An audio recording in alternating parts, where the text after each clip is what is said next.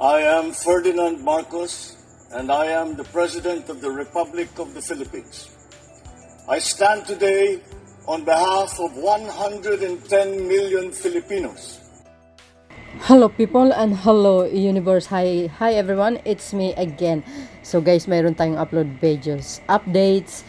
Nako, maganda itong House Bill 11043 na i-final ng Quadcom, mga kababayan. Maganda ito. Bakit?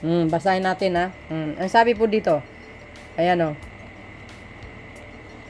sabi, illegally obtained properties by foreign national are to be seized. The Quadcom filed HB 11043 which will seize all illegally obtained properties by foreign national. Most infamous among these are the illegal pugos, hubs, and drugs warehouses owned by the Duterte's close associates, the Yangs from China.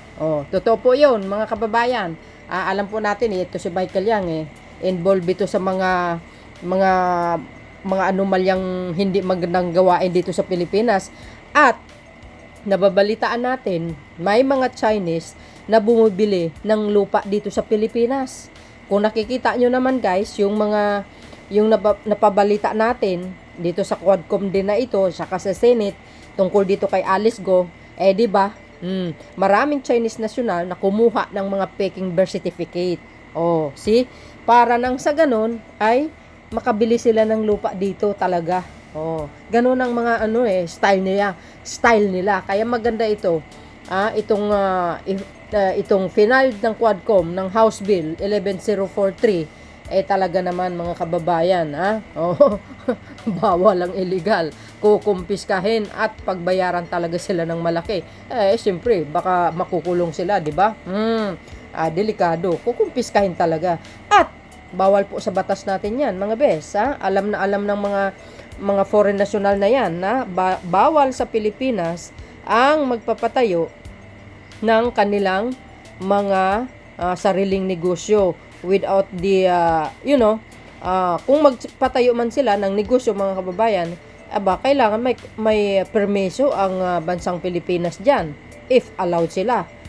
Ang alam ko rin naman, mga kababayan, if ever naman ang mga foreign national ay pwedeng bumili ng lupa pag makapag-asawa ng mga Pilipina, pero hindi pwede na ilagay sa pangalan nila, kundi ilagay doon sa pangalan ng Pilipina. Yun ang alam ko guys. Correct me if I'm wrong. Ayon po yan sa batas. Baka may manonood sa atin ng mga abogado dyan. Kukorek nyo po ako. Baka mali ako. Ang ibig kong sabihin, pag ang isang foreign national na nakapag-asawa ng Pilipina, pwede siyang bumili ng lupa, kaso lang, sa misis niya ipapangalan. Kasi Pilipina Yun ang alam ko. So anyway guys, sa House Bill na ito, maganda ito. Delikado kayo, kaya wag na kayo magtangka na mabumili ng lupa sa Pilipinas, kasi bawal po sa batas yan. Sugapa din itong mga Chinese na ito Ang akala nila kayang-kaya nilang mga Pilipino. Excuse me, iba ng Pangulo ngayon, hindi na si Digong. So anyway guys, para kumpleto detalyado, panoorin nyo ito, yung interview ni Quadcom Congressman Barbers. See you again guys on my next upload video. Bye and babush. God bless Philippines. Eto na. So ang final namin ay isang petition sa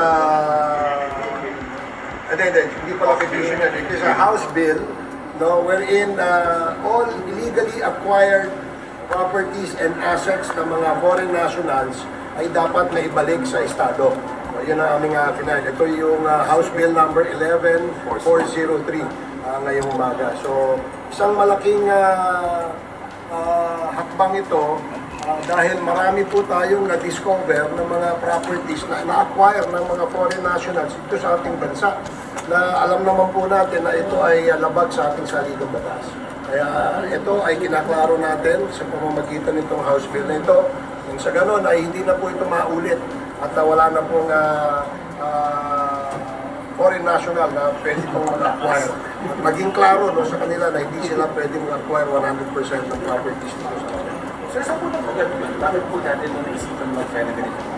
Ito ay produkto ng investigasyon operasyon ng Quadcom, no, na kung saan na-discover natin na sa Pampanga no, ay marami, libo-libong ektarya ng lupa ang binili at na-acquire nitong mga Chinese nationals na ang layunin siguro ay magtayo ng kanilang pogo o hindi kaya ay itong mga warehouse na sinasabi. Sir, so hindi na po naninintay, sir, yung committee report. Nag-file na tayo agad as soon as we got the... Yes, it is because we have already substantial evidence, documentary evidence, as well as enough testimony from the witnesses na meron talaga mga illegally acquired properties itong mga Chinese nationals dyan sa Pampanga. Kaya hindi na po namin hinintay itong ating committee report dahil kitang-kita naman po at baka po maibenta pa ito ng mabilisan. Kaya tinigilan po natin sa pamamagitan itong pag-file ng bill na ito. At according to Congressman Dan Fernandez, ay meron daw pong naibenta na, no, na property na illegally acquired or acquired by a foreign national.